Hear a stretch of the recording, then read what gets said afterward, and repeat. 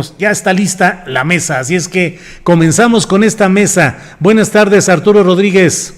Buenas tardes, Julio, qué gusto saludarte, a ti, a Leo, a Arnoldo y naturalmente, principalmente a tu auditorio. Claro, muchas gracias, Arturo Rodríguez. Arnoldo Cuellar, buenas tardes. ¿Qué tal, Julio? Gracias, un gusto como siempre. Saludos a Leonardo y Arturo. Gracias. También a quienes nos escuchan.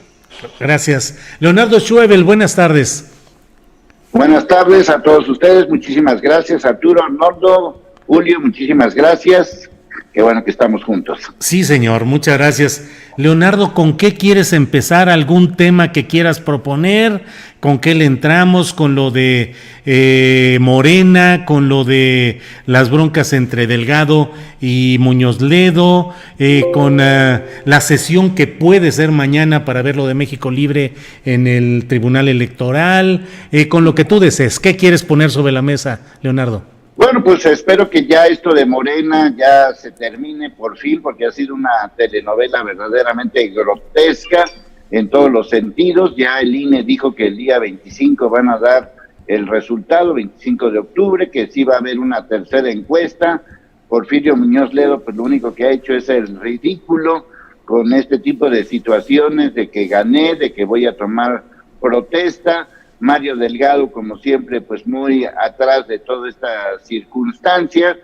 Se ve desde luego que Mario Delgado pues recibe las órdenes, pues me imagino que directamente de Marcelo Ebrard. La verdad es que ha sido una rebatinga que lo único que ejemplifica pues es lo que hemos estado diciendo en las últimas semanas, que efectivamente es poco partido para tanta gente. Y no solamente es eso, sino que además refleja un poco como el sentimiento que hay entre la población de que pues los partidos políticos todos pues nos fallan, todos son una bola de alianzas, una bola de negocios. Morena va a ganar muchas elecciones durante este 2021 y creo que inclusive desde el 2020 con lo que vaya a suceder en Coahuila y con Hidalgo, pero más que nada por la franquicia que tiene López Obrador, que sigue siendo pues su único boleto para obtener algún triunfo. Si no existiera eso, pues la verdad es que no existiría Morena. Además, pues sigo sin entender cuáles son las propuestas, porque hasta el momento ni Mario Delgado ni Muñoz Ledo han presentado un listado de propuestas sensatas de qué se trata este partido, si es un partido de izquierda, de moderado, si es un partido de centro, si es un primo del PRI, si es un hermano del PRD, y pues cuando te das cuenta que los candidatos, pues uno es del PRI y otro es del PRD, pues ¿qué te puedes esperar de Morena? La propuesta de que los dos se vayan a la goma y que entre la senadora Citlali Hernández, creo que es una propuesta no solamente sensata, sino quizás lo más útil, porque esto además nos ha salido muy caro. La cifra esta de que ya van 21 millones por esta elección, no sé si sea la cifra correcta, pero es una cifra millonaria para elegir a dos personajes que pues de por sí ya están quemados por todo lo que han estado haciendo durante tantos años, y no creo que Morena, mejor dicho, no creo que el país se merezca un partido en el gobierno con tantas dificultades como ha presentado Morena. Esto no tiene nada que ver con la democracia, esto es un cotorreo, esto es un circo de insultos, y pues si tomas en cuenta quiénes lo hacen, pues ahí nos podemos dar una idea de lo que significa este partido. Así que pues yo espero que ya termine la telenovela.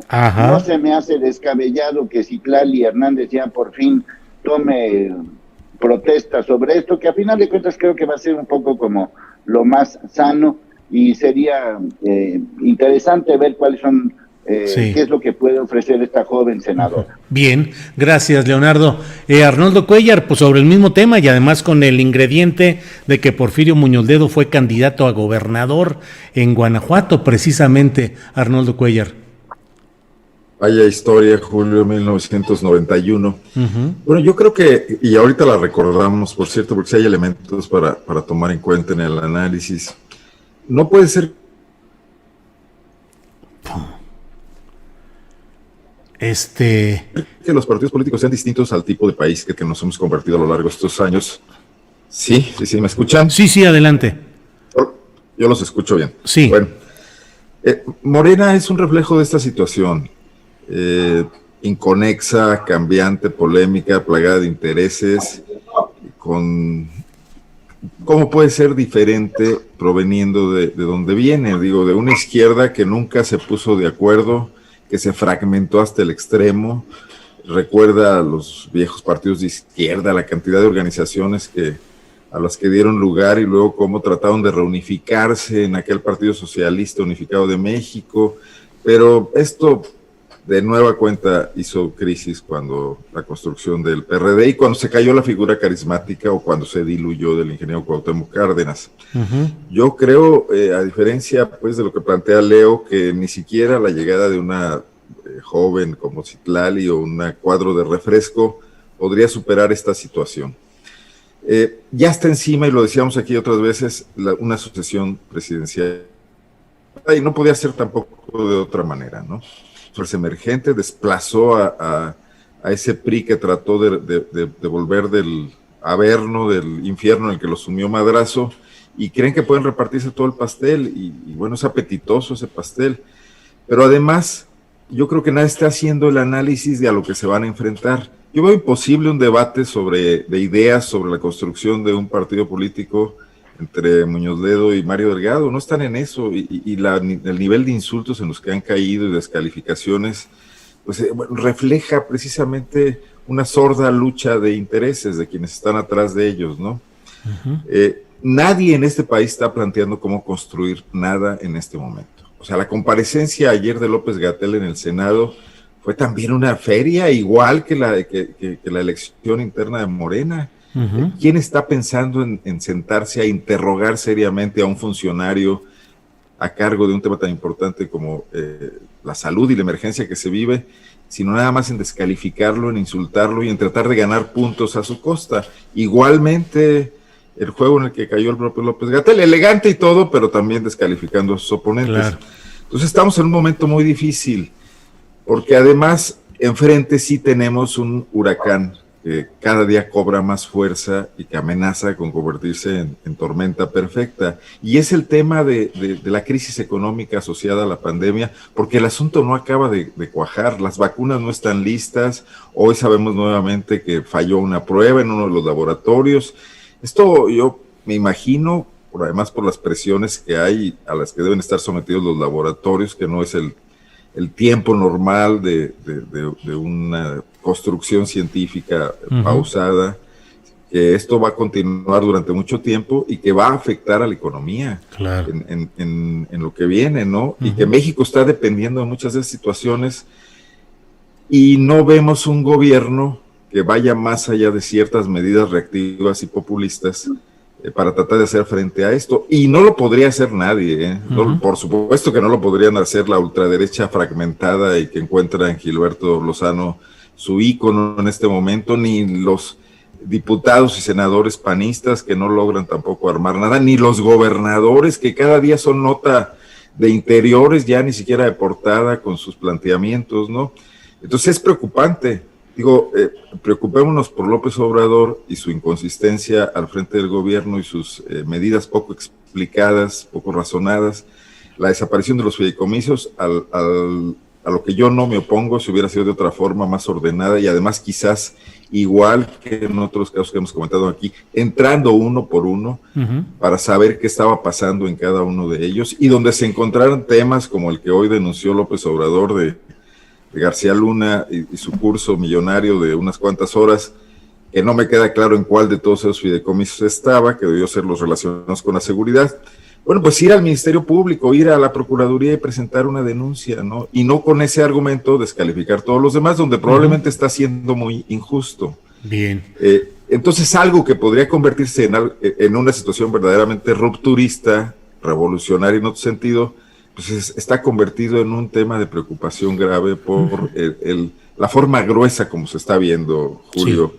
La solución a estos temas, ¿no? Muy bien, sí, Arnoldo Cuellar, muchas gracias. Arturo Rodríguez, pues ahora sí que haiga sido como haiga de ser, pero ya en pocos días estará el resultado de esta tercera encuesta, de la cual de una u otra manera habrá un triunfador oficial, que será o Mario Delgado o Porfirio Muñoz Ledo. ¿Crees que tenga futuro esa fórmula y que realmente quien llegue a presidir formalmente Morena ejerza el liderazgo, o van a seguir los pleitos y los jaloneos en este partido, Arturo?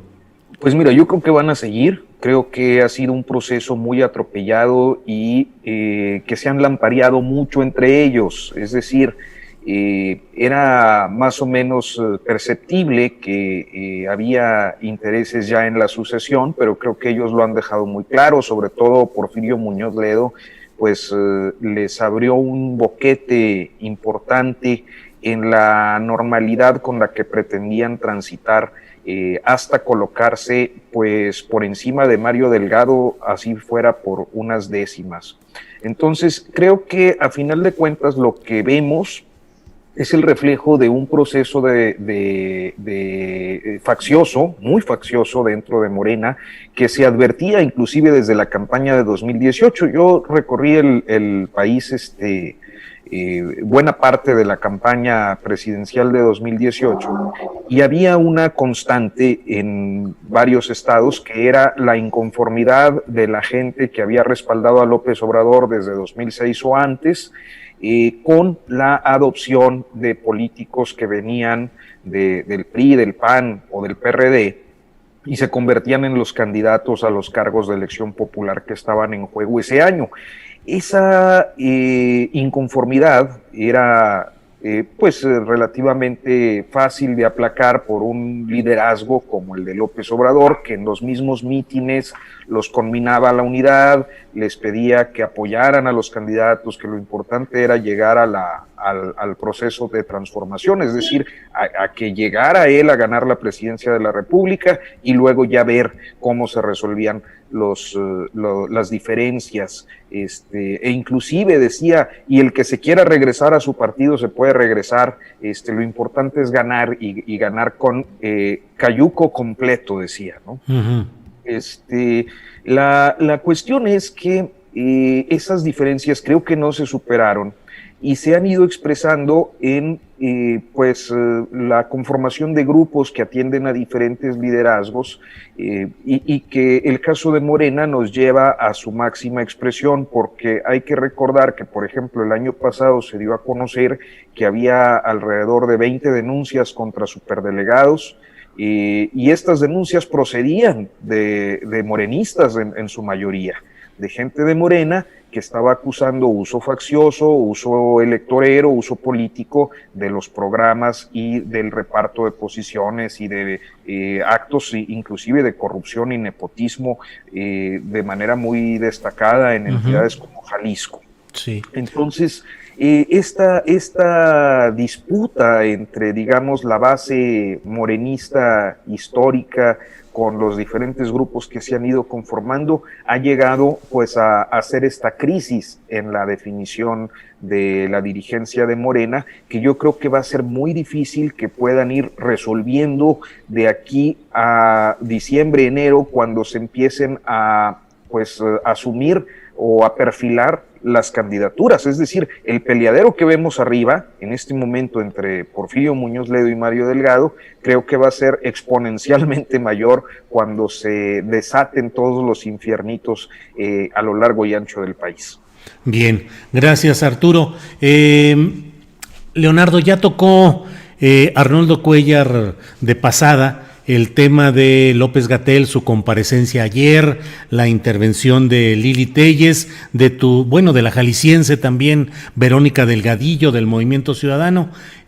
¿Cómo ves todo lo que sucedió ayer? ¿Qué opinas? ¿Qué opinas de la postura de Lili Téllez, de la gestión de López-Gatell? ¿Qué opinas, Leonardo Schroebel? Pues opino que hay 84,000 muertos. Y que fue exactamente lo que no se abordó, durante todo este circo, show, que no tiene más que el reflejo de lo que es este país, que estamos en la fase ALB, como ya lo he dicho en muchas ocasiones. Uh-huh. Si 800 y cacho mil casos y 84,000 muertos no son suficientes ni para que Gatell explique qué está pasando, porque no lo explicó, ni para que un grupito de opositores pues hicieran un argüende que me recordó justamente los argüendes que armaba en su momento la gente del PRD y la gente de Morena cuando pues estaban los asuntos como la reforma educativa o la reforma energética o el avión presidencial, etcétera, etcétera. Es decir, cuando son oposición son muy buenos críticos y cuando son gobierno critican a los que critican. Entonces, pues es exactamente la misma gata pero revolcada. Los numeritos que en su momento hicieron gente que hoy forman parte del gobierno, pues también merecen una atención especial y en su momento se criticaron. Lo que opine o no opine Lili Telles, honestamente, para ser claros, a mí me vale hasta la M. No es nadie, absolutamente nadie significativo, no es ninguna, o sea, no me merece para mí ni siquiera 5 segundos de mi atención, porque sé quién es Lili Telles, es una pobre personaje que no tiene ninguna vela en el entierro. Y lo que diga Verónica Delgadillo, a quien conozco perfectamente bien de aquí de Jalisco, pues es exactamente lo mismo. No me interesan sus opiniones. Lo que sí me interesa es saber qué va a pasar con este país, porque la vacuna, si bien nos va, será para el próximo año. Llevamos 84,000 muertos. La política de salud para el tema de la pandemia en México ha sido un rotundo fracaso. Entonces, pues ya va siendo hora de que el señor Gatell pues se vaya con su nueva novia, se vaya a otros asuntos importantes, porque no han podido con la pandemia, así de sencillo. Y entonces, de aquí a que esto, de alguna manera, pues tengamos una vacuna que no existe, porque la vacuna no existe, pues no hay problema que los niños con cáncer, pues no tengan medicamentos, pues que se mueran. Que las personas que les va a dar COVID, pues no hay problema, que se mueran. Entonces, si ese es el subsecretario de Salud, que ya lo quieren hacer mártir, que no sabe contestar, que critica a los que lo critican y que los que critican no saben criticar, pues entonces, pues que siga pasando lo que siga pasando. No hay medicamentos, pues que se mueran los niños con cáncer. Lo voy a decir en una sola frase. Sí. Si un gobierno no es capaz de darle medicamentos a los niños con cáncer, ese gobierno no sirve. Y ese gobierno se llama Andrés Manuel López Obrador. Bien. Y si el subsecretario no sabe cómo dotar de medicamentos a los niños con cáncer, ese subsecretario no sirve. Y el señor secretario de Salud tampoco sirve. Entonces, ¿qué estamos esperando? Yo estoy en contra de que siga habiendo niños enfermos con cáncer y que no haya medicamentos.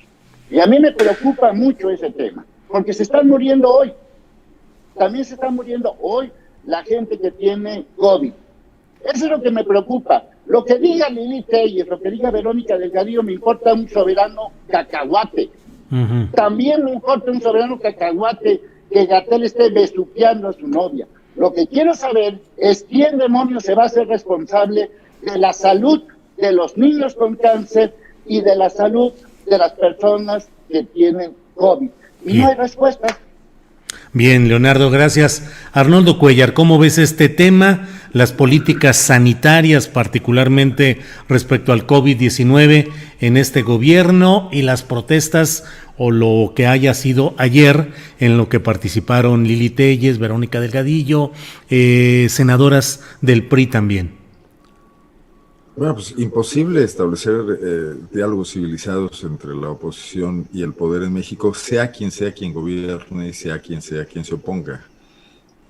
Esta es una secuencia de lo que hemos venido viviendo en el pasado, ¿no? De ese ADN priista que permeó a todos los partidos políticos y que al momento de romperse los controles hegemónicos y las negociaciones bajo la mesa y el reparto de prebendas y de corrupción hace crisis y estalla de esta manera, ¿no? Estalló cuando el PRD se negó a dejarse cooptar por Carlos Salinas de Gortari y vimos los primeros desórdenes en las cámaras. Estalló también cuando López Obrador se negó al Pacto por México. Bueno, y en su momento con justa razón, porque tampoco esa forma de hacer política estaba dando resultados. Mira, me parece que el tema de los niños con cáncer está magnificado en los medios de comunicación. Magnificado. Sí existe, está magnificado, sí. Yo no dudo que haya una falla ahí terrible y creo que sería relativamente sencillo para el gobierno enfocarse a solucionarla si este gobierno pudiera enfocarse, si tuviera la capacidad de priorizar y decidir qué temas de coyuntura son importantes y hay que entrar con todo y no tratar de pronto de atender todas las cuestiones al mismo tiempo, ¿no?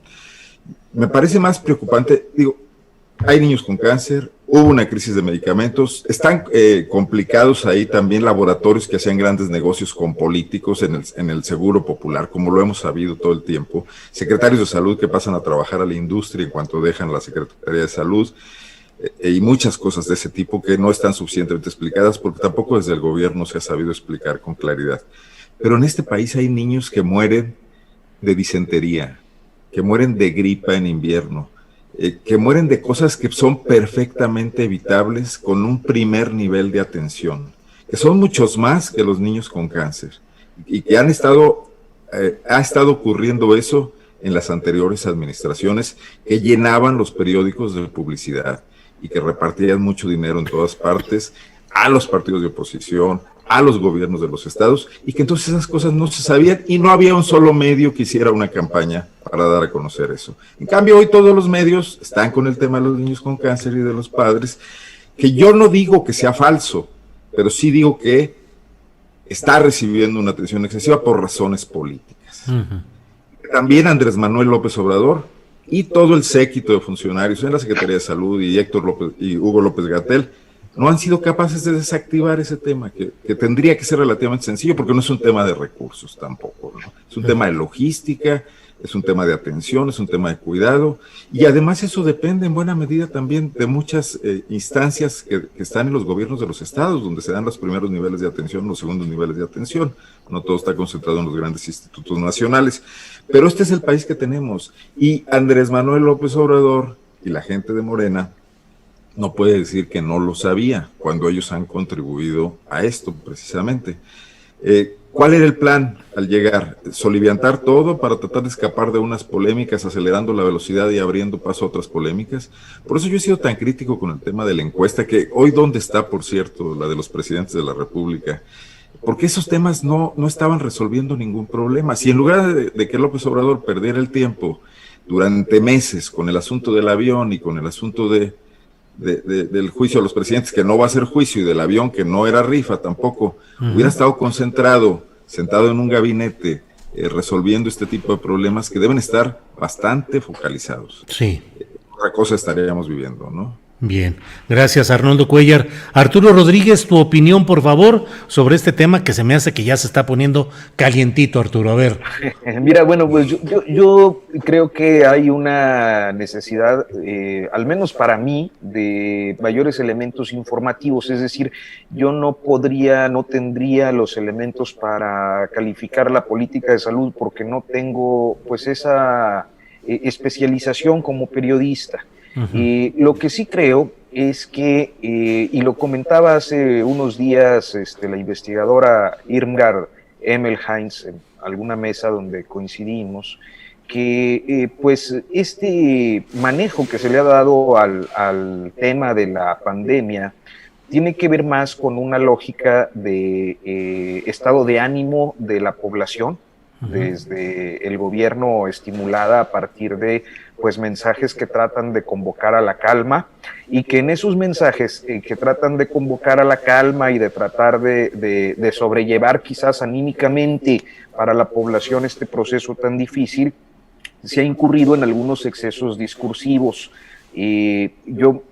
Podríamos poner muchos ejemplos. Yo creo que uno que nos resulta muy elocuente es la ocasión en la que el presidente López Obrador dice: vamos a superar esto y todo regresará a la normalidad el 10 de mayo, y voltea con López-Gatell y le pregunta, ¿verdad? Y él dice, más o menos, señor presidente. Esa actitud que me parece que en ese momento, digamos que dibuja muy bien el tipo de subordinación que tiene López-Gatell con pues el presidente en términos políticos, lo mismo con el cubrebocas y con otros temas, contrasta luego con los desplantes que suele tener hacia abajo o hacia quienes cuestionan la política sanitaria. Porque algo que creo que me parece muy destacado en López-Gatell es su habilidad, y seguramente producto de alguna formación específica en ese sentido, para comunicar. Y la forma de comunicar, como ya lo observaba Leo, en ocasiones tiene esta característica de ser muy prepotente con sus respuestas, especialmente cuando le son incómodas. Entonces vemos una personalidad, pues que en términos coloquiales, bueno, no quiero usar un término coloquial, digamos que una personalidad que es muy abyecta con su jefe y muy soberbia con el cuestionamiento, así sea, pues genuino, legítimo, como naturalmente tiene que haber ante un fenómeno tan delicado como es el de esta crisis sanitaria. Entonces, me parece que en ese sentido, pues se ha incurrido en errores políticos en el mensaje, pero aún así han tenido éxito mayoritario en su estrategia, porque aún con las críticas que hay a López-Gatell desde la oposición, me parece que la oposición, y este es el problema que vemos como común denominador en todas las discusiones de los asuntos de la cosa pública, es que está tan desprestigiada que simplemente no gana una, ¿no? Y al último, pues aún las posiciones que puedan resultar excesivas o que puedan resultar cuestionables o que puedan resultar objeto de sanción, pues no lo son, porque hay un gobierno que tiene una mayor credibilidad que la de sus opositores, aún pese a lo de los errores, a pesar de los errores. Entonces creo que esa sería más o menos mi perspectiva del asunto, ¿no?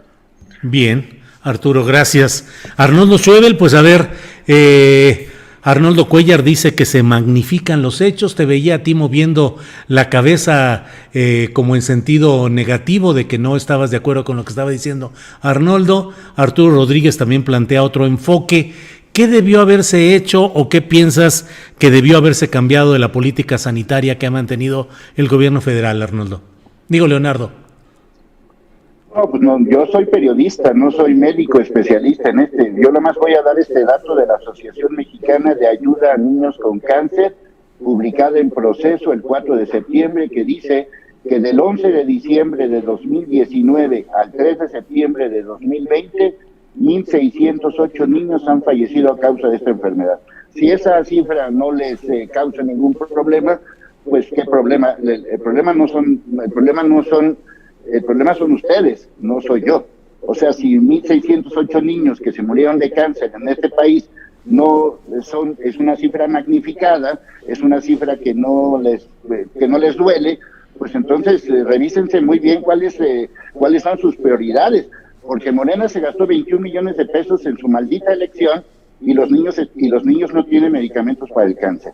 Si eso no importa, pues qué lástima, porque a mí sí me importa. Si 84,000 muertos no es para algunos una política fracasada del COVID, bueno, la verdad es que es una política fracasada del COVID. Entonces, el señor Gatell se le ha pasado de lambiscón con López Obrador cuando dijo que era la fuerza moral, que era lo que lo salvaba a López Obrador. Se le ha pasado el lambiscón, se le ha pasado de rockstar, se le ha pasado besuqueando a su novia, y cuando alguien lo enfrenta en bien o en mal, se ofende y habla de las minorías que piensan esto. No, las minorías no son las que piensan. Él dijo en sus propias palabras que esto iba a ser un escenario catastrófico con 60,000 muertos. Bueno, ya van 84,000. ¿Y eso cómo se llama? O sea, ¿cómo se llama ese evento? ¿Cómo se llama a que haya casi 850,000 o más, 880,000 casos en México? y que haya más de 35,000 casos activos. ¿Eso cómo se le llama? Bueno, no funcionó la política, punto. No funcionó las pruebas, no funcionó la atención. La letalidad de este país es más del 10%. Se mueren más en México que en Estados Unidos, que es el número 1 en todo. Es decir, si yo entro a un hospital en México, tengo más probabilidades de morir a que si me meto a un hospital en Estados Unidos con la misma enfermedad. Entonces, si esa es una política exitosa, está mal el planteamiento original. Por eso insisto que esto no es una cuestión de magnificarlo.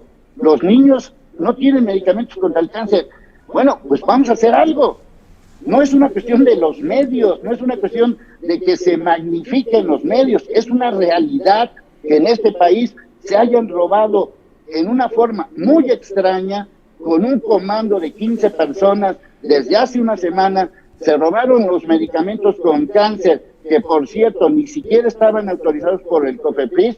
¿Cómo es que llegó ese medicamento a una bodega en Iztapalapa de un medicamento que no está registrado en COFEPRIS? Llegan 15 personas, se roban quién sabe cuántos medicamentos, llevamos una semana y no pasa nada, ni siquiera hay un sospechoso, ni siquiera hay un detenido. Bueno, pues entonces no hay problema que se sigan muriendo los niños con cáncer, no hay problema que se sigan muriendo las personas de COVID. Esto no es una cuestión de medios, es una cuestión de una ineficiencia de un gobierno que es responsable de esto. Que hace 10 años estaba peor, sí.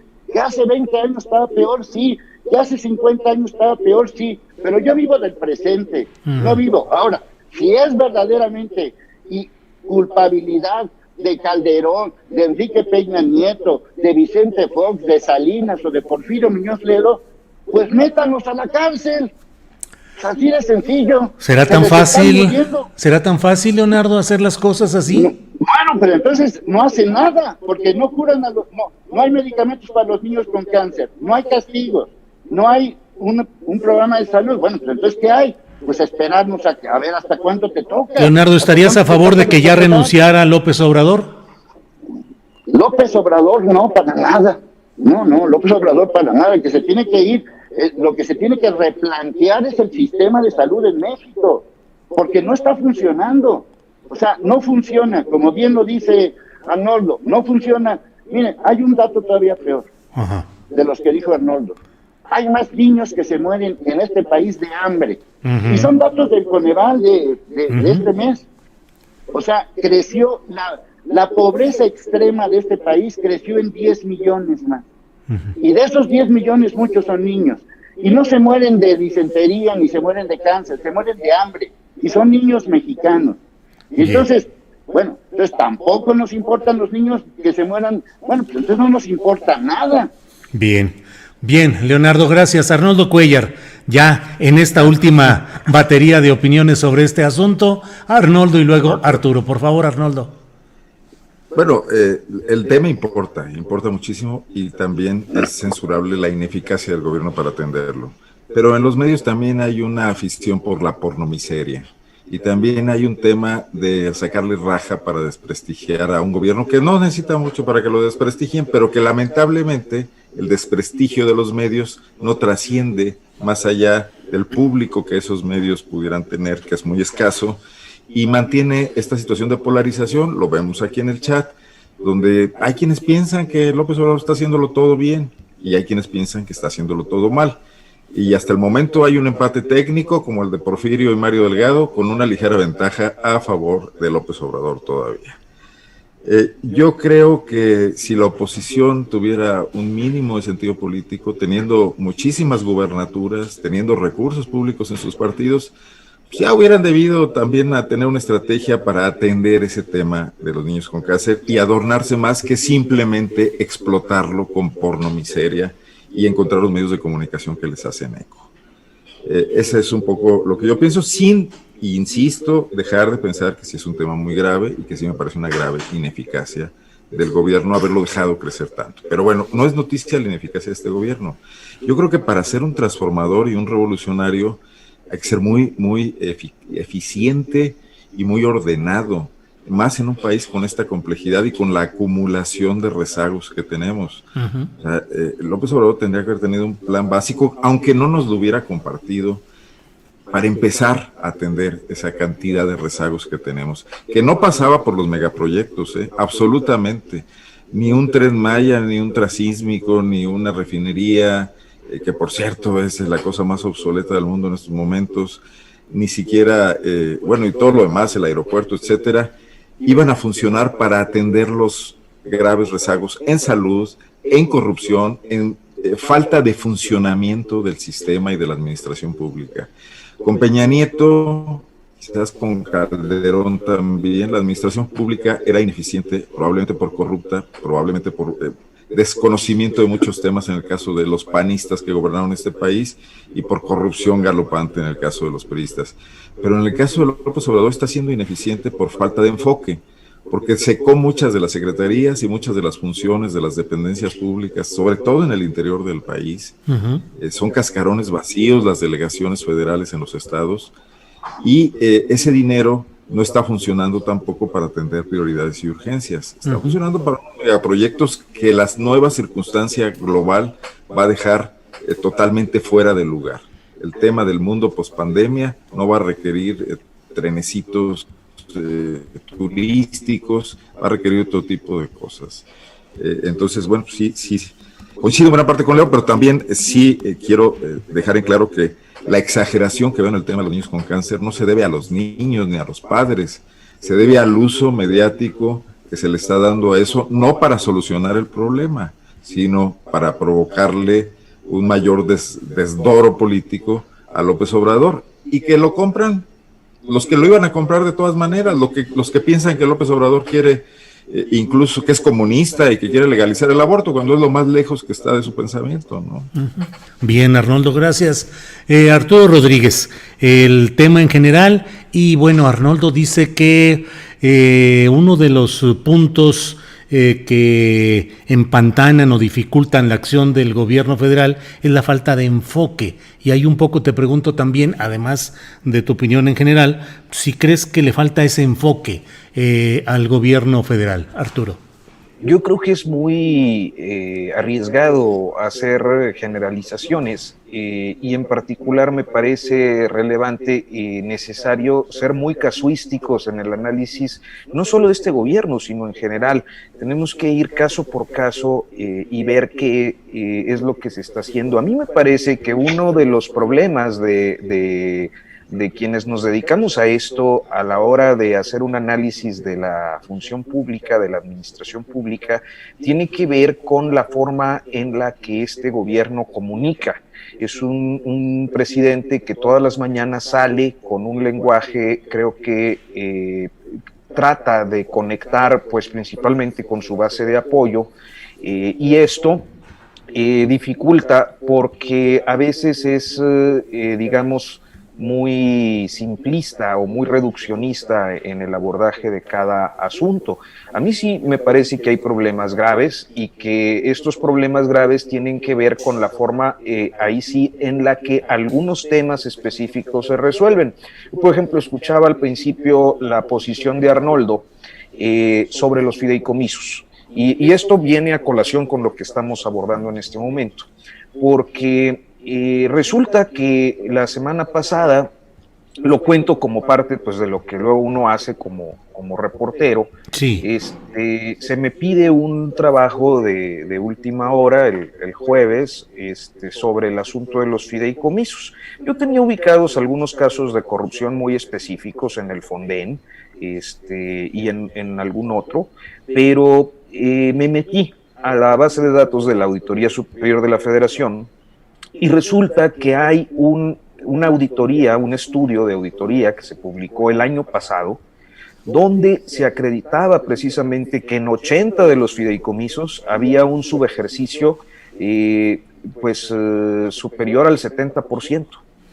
Y esto me pareció sumamente relevante porque como parte del estudio encontramos que la mayoría de los fideicomisos y de las figuras jurídicas análogas, porque no son solo fideicomisos, sino también hay mandatos presidenciales y otras figuras jurídicas que son básicamente lo mismo, tenían un rezago tremendo en la adopción de mecanismos de control y de transparencia. En muchos de estos casos, y así lo señalaba la auditoría, las condiciones de los fideicomisos ni siquiera establecían con precisión cuál era su objeto, para qué habían sido creados. Y eso, que aparentemente es un descuido, pues no lo es, porque en los hechos lo que ocurre con esos fideicomisos es que ¿qué les fiscalizas si no sabes para qué sirven? Entonces se les daba un recurso que luego, ahora sabemos, por lo que dice el secretario de Hacienda, se incurría en un subejercicio, y entre esos subejercicios superiores al 70%, es decir, que se gastaban menos del 30% de lo que se les presupuestaba, resulta que los recursos no se reintegraban a la Hacienda Pública, y al siguiente ejercicio fiscal, pues ya nadie sabía qué había pasado. Es verdaderamente escandaloso. Lo que me parece es que la forma en la que se comunica ese tema, por ejemplo, desde la Presidencia de la República, es muy sencillo para que todo el mundo lo entienda, y entonces nosotros nos vamos muchas veces con la declaración presidencial así de sencilla, donde dice, había corrupción y había subejercicio y pues resulta que sí, pero hay que ir caso por caso.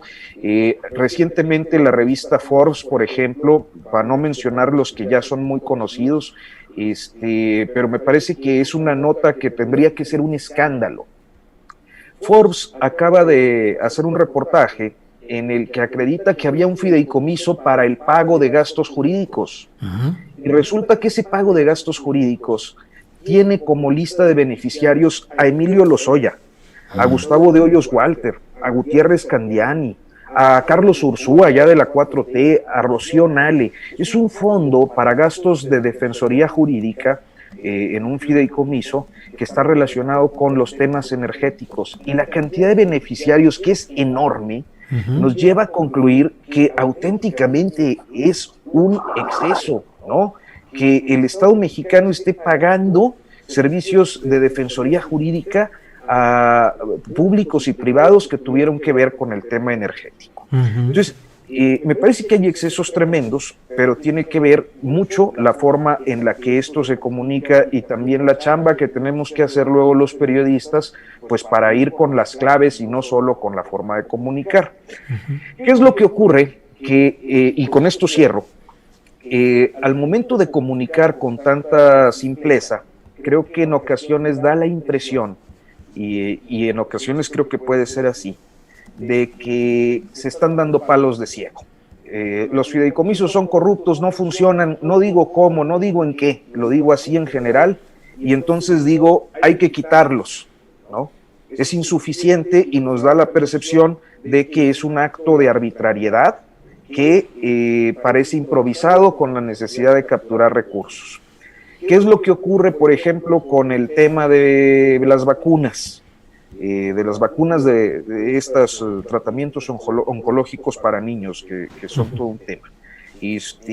Pues ocurre lo mismo. Hay un grupo de empresas que acapara, es lo que nos dice, ¿no? Que acapara las compras, y esas compras, como son corruptas, las quito y me voy al mercado internacional a conseguirlas, y pues resulta que es muy difícil y no se ha podido resolver. Nos vuelve a dar esa percepción. ¿Qué es lo que hace falta?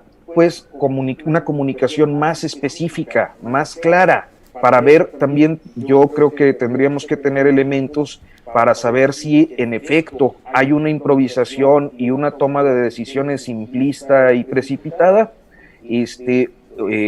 o ineficacia, ineptitud, lo que sea que esté pasando, negligencia, o si en realidad estos intereses que nos dicen declarativamente están complicando toda la adquisición de las compras, y hay un sabotaje inclusive internacional contra el gobierno de la Cuarta Transformación, es efectivamente existente. Y me parece que luego estos asuntos nos llevan a los debates polarizados, en donde en realidad pues no hay los elementos informativos suficientes. Lo que sí hay son víctimas en todos los casos, y eso sí creo que es indiscutible. Leonardo lo ha dejado muy claro en cifras, pero la comprensión de los fenómenos me parece que es insuficiente. Bien, gracias, Arturo. Son las 2:49 p.m. Estamos ya en la parte final de esta mesa de periodistas. Leonardo Schwebel, vienen los momentos electorales. Hay descrédito o poca confianza en las instituciones, el Instituto Nacional Electoral, el Tribunal Electoral del Poder Judicial de la Federación. Se complica la situación económica a nivel global y también en México. La situación del COVID ya la hemos analizado ampliamente, pero ¿qué horizonte podemos esperar en este México nuestro? ¿Realmente hay condiciones para tratar de salir institucionalmente, o crees, Leonardo, que las cosas están tan mal que solo nos espera escenarios negativos en el futuro inmediato? Bueno, yo hice un comparativo, y de eso hice un video hoy, entre qué vamos a elegir, si a un gobernante o a un candidato. Y no necesariamente estas dos entidades funcionan exactamente igual. Tenemos luego muy buenos candidatos que se convierten en malos gobernantes, o tenemos buenos gobernantes que nunca pudieron entrar al terreno de ser buenos candidatos. Voy a mencionar uno que lo mencioné en el video. Para mí me parece que uno de los personajes más eficientes que he conocido desde hace 20 años es Alejandro Encinas. Todo lo que hace, lo hace bien. Es un personaje que cumple con todo el perfil de un gran funcionario público, pero nunca sería un buen candidato. ¿Por qué? Porque le falta esa chispa, porque le falta esa energía, porque le falta esa química que sí tienen muchos candidatos. Alejandro Encinas sería el perfecto político para mí. ¿Por qué? Porque es eficiente, porque no gasta mucho dinero, porque da resultados, porque tiene un perfil de apoyo hacia la gente. Oye, ¿qué más podemos pedir? ¿Qué más podemos pedir? Y no ha habido en 20 años una sola nota contra Alejandro Encinas por algún acto, ni siquiera sospecha de corrupción. Y es un personaje que ha rondado en varios partidos políticos. Es decir, no estar en los... O sea, hay gente como esa que vale la pena rescatar, pero que nunca van a ser candidatos, porque no alcanzan a tener ese grado de química, o como se le llame, de carisma, de cariño, por el que puedan jalar la atención. No importa quién sea, a ellos, los partidos políticos, de todos los partidos políticos, de todas las corrientes, lo único que les interesa es el hueso y sacar votos para el 6 de junio. Eso es lo único que les importa. No les importan los buenos perfiles, no les importan las personas eficientes, no les importan las personas que puedan tener un proyecto pues de cualquier índole. No, lo que les importa es jalar votos para tener presupuesto, para tener dinero y para repartir. Lo que dijo Arturo me parece que es un ejemplo de lo que va a pasar en el futuro. Imagínate si así está Morena, con Muñoz Ledo y con Mario Delgado. ¿Cómo se llama? El hijo de Brad, Mario Delgado. ¿Cómo? Imagínate para elegir a un gobernador, un candidato a gobernador. Imagínate la rebatinga que va a ser eso. Y eso que van a ganar los de Morena, no importa a quién pongas, van a ganar. Bueno, el PRI, que ahorita gobierna 8 de los 15 estados que van a tener elecciones, ¿cuántos? Ni siquiera tenemos una idea de qué están haciendo, cómo lo están haciendo, ni siquiera ya tienen cuadros básicos como los tenían hace muchos años, comprando votos.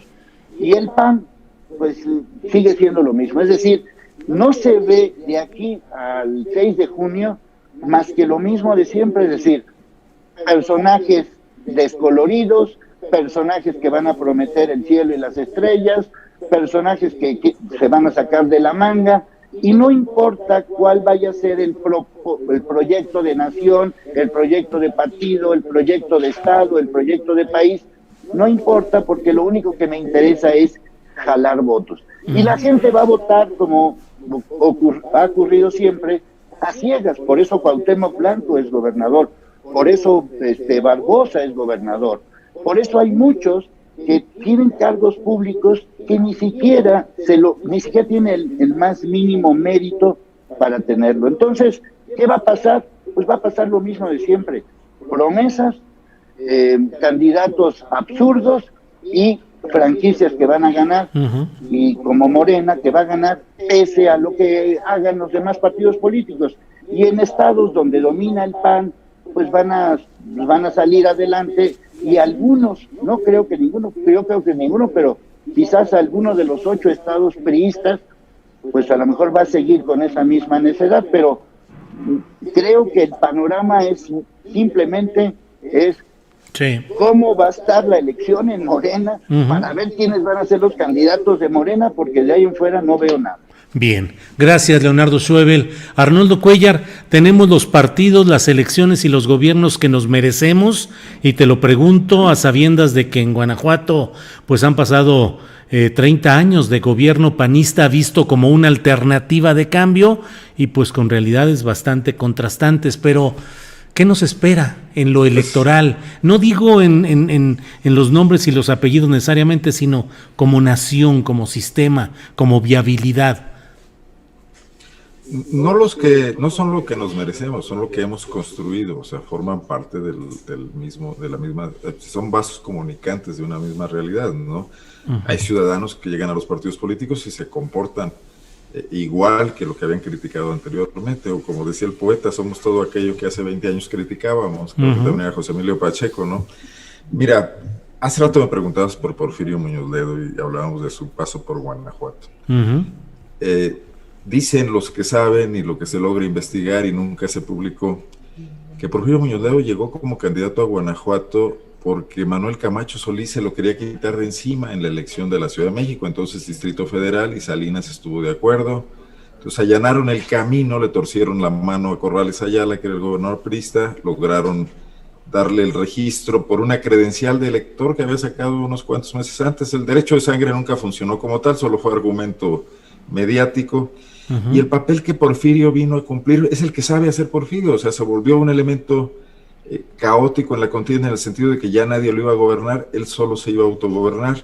Iba y veía a Corrales Ayala a escondidas y les sacaba recursos para la campaña, amenazándolo con atacar a su gobierno. Entonces, para tenerlo calmado, lo apoyaban. Luego iba y atacaba a Vicente Fox para crecer lo que podía, y al final terminó levantándole la mano a Vicente Fox, cosa que Salinas no quería, porque no quería a Fox de gobernador en Guanajuato. De ahí se vino el interinato de Carlos Medina, como recordarán todos los de nuestra rodada, ¿no? Entonces Porfirio es muy hábil en eso, en detectar las debilidades de todo mundo. Es un político que presiona, que decía un viejo guanajuatense, es el político perfecto, decía. Es buen orador, es buen legislador, es buen jurista y no tiene ningún escrúpulo, ¿no? Entonces, pues es un político perfecto en ese sentido. Creo que es lo que va a pasar ahora también, y lo está haciendo en Morena otra vez, mostrando que no ha perdido ninguna de esas facultades a su edad, ¿no? Yo creo que si algo puede sorprendernos en la elección del 2021 es el electorado, no los partidos. Los partidos van a estar como están y no pueden cambiar, van a hacer lo que puedan. El PRI desmoronándose, me dicen que, por ejemplo, ya se van varios con Dante Delgado en estos días, ¿no? La exgobernadora de Yucatán, por ejemplo, creo que va a Movimiento Ciudadano. Ivonne Ortega. Sí, Ivonne Ortega, que además, bueno, Morena va a llegar con muchísimos conflictos y una guerra civil por el nombramiento de candidaturas y la judicialización de las mismas, que los va a dejar, les va a pegar, aunque al final cuentas no, en la elección funcionen las cosas de otra manera. Pero ese electorado que en 1988 sorprendió a todo el mundo yendo a votar masivamente por un candidato que es, como dice Leonardo, lo más anticarismático del mundo, porque yo creo que Cuauhtémoc Cárdenas le gana a Encinas en anticarismático, pues fue protagonista y obligó a cambios. Lo que pasó en el 2018, digo, la caída de la elección hecha con dinero, las elecciones hasta de los años anteriores, la del Estado de México, etcétera, la propia de Peña Nieto, se lograron con dinero. Y cuando se pensaba que iba a pasar lo mismo en el 2018, ocurrió lo que ocurrió. No solamente que ganó López Obrador, sino la forma en que ganó. Yo creo que esa sorpresa la dio el electorado, no la dio López Obrador, que venía, digo, fue el catalizador de una serie de cosas. Entonces yo no sé qué vaya a pasar con esta carga de tensiones internas de algunos votantes de López Obrador que se quedaron con expectativas frustradas por lo que está haciendo y bueno, algunos ni siquiera por lo que está haciendo mal o por las críticas estas que aquí hemos mencionado, sino por no ir más allá, por la falta de cierto radicalismo, ¿no?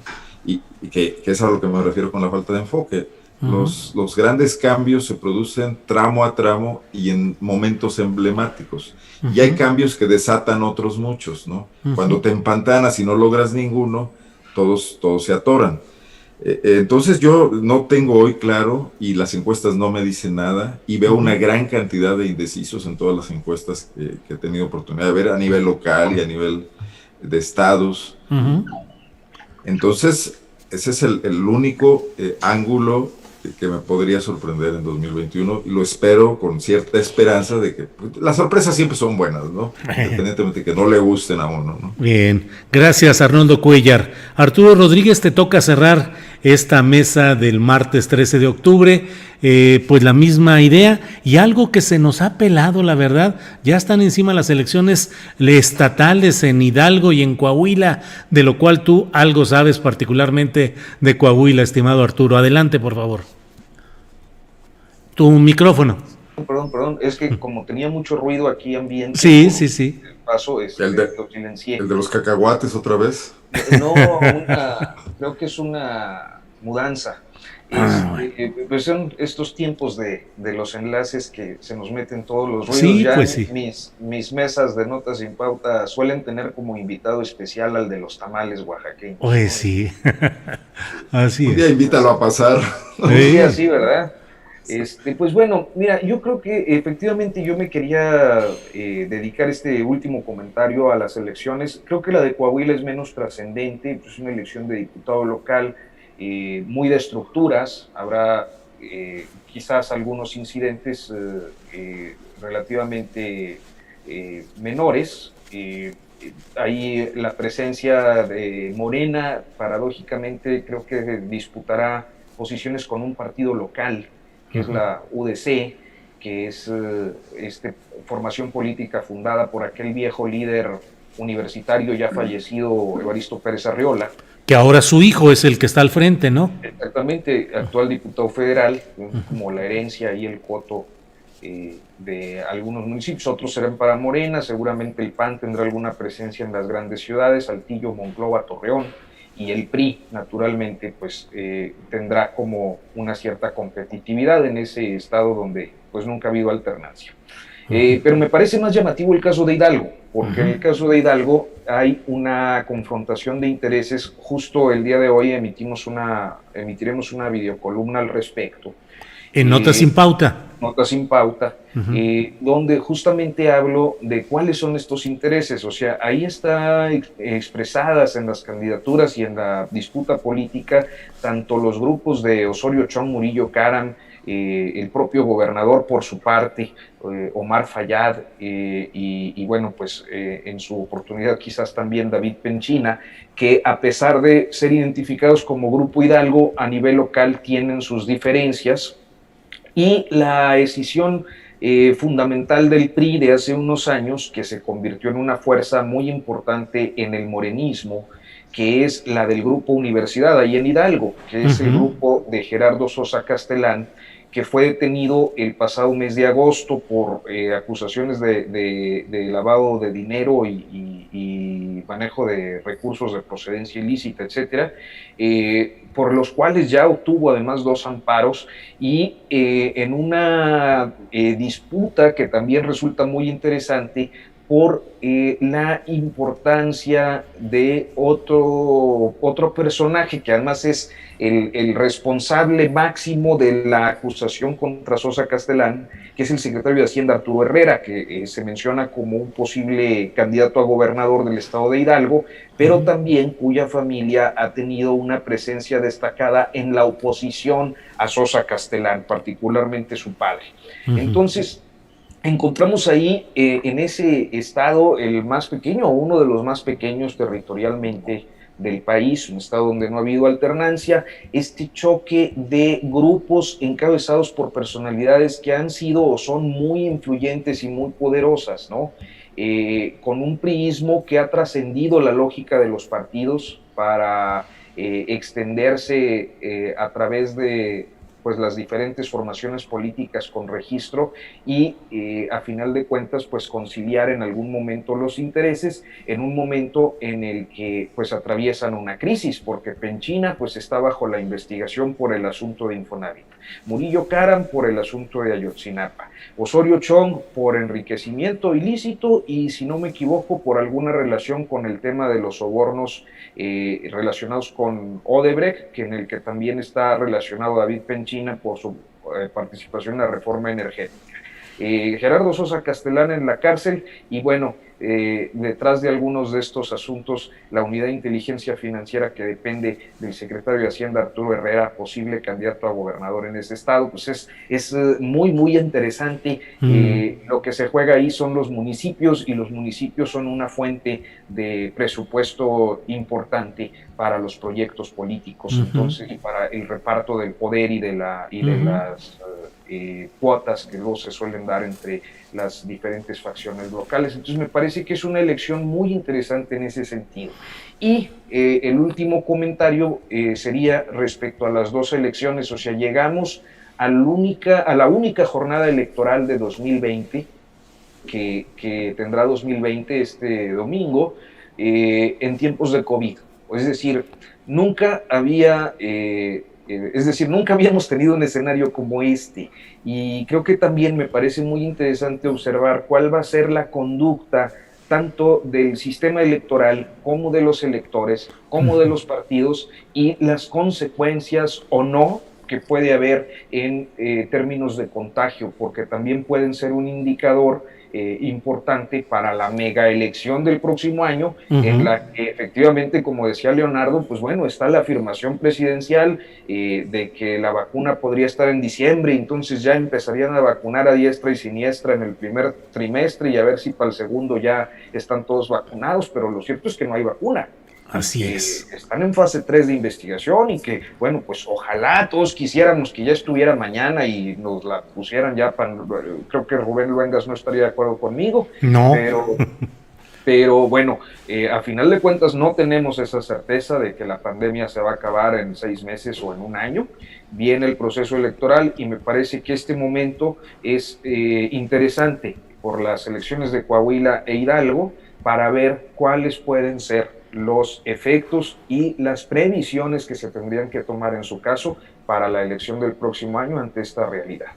Bien, pues muchas gracias a los tres. Leonardo Schwebel, gracias, y dinos dónde pueden seguirte quienes deseen estar atentos a tus pláticas por las redes, por favor, Leonardo.